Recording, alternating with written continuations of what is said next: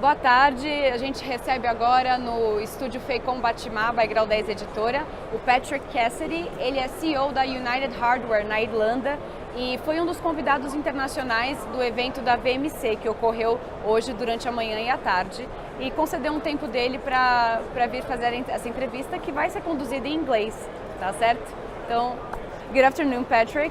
I want to start talking with you about the crisis scenario United Hardware was established and how it was important for two companies which were rivals to have some kind of commitment to bring this together and make it work. So how did this happen? As you said, the company was born out of a crisis where two companies were faced with extinction, that if they didn't come together, both companies would close down.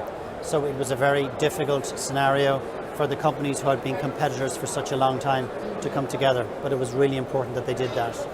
And now we fast forward 4 or 5 years later, the company is now very successful, competing well, one head office, and far more competitive now than they would have been separately.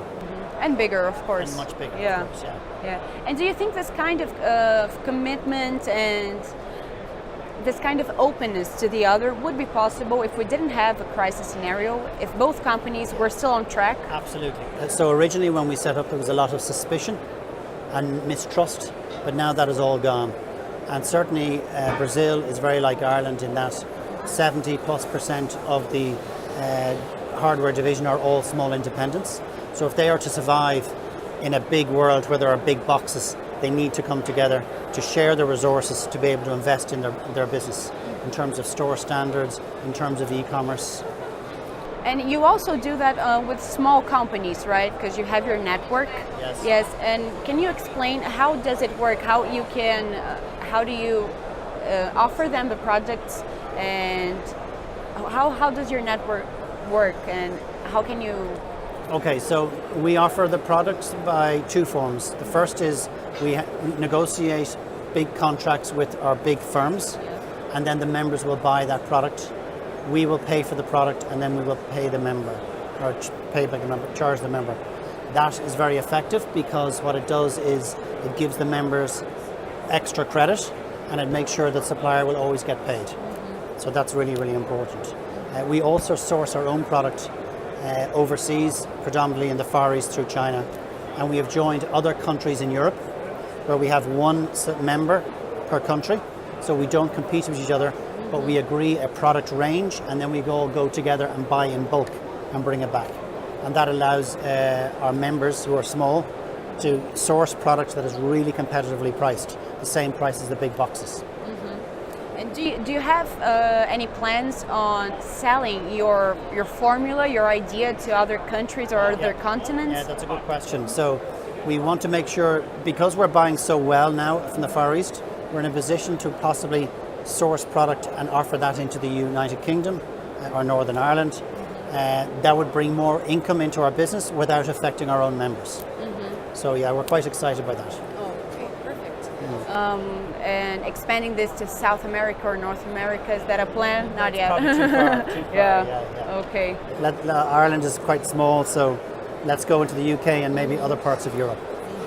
And it is interesting, this kind of internet network you have, yes, where your small stores can communicate with each other and they can exchange products. If something's missing, they can. That's proved to be very successful. It's like a portal, and members can log on and they can talk to each other, and they also offer each other things. So maybe if somebody's looking for some extra shop equipment, maybe somebody's looking for extra stock, maybe if somebody is renting an apartment, even a personal thing which is nothing to do with work, but it's about the community and it's about being together, which is so important. I see. It's perfect. Oh yeah, and you also mentioned that it was very difficult at the beginning to establish this communication with them because they're so conservative and they're kind of small stores. Yes. How did you convince them, and how did you convince them it was necessary for them to change and to evolve?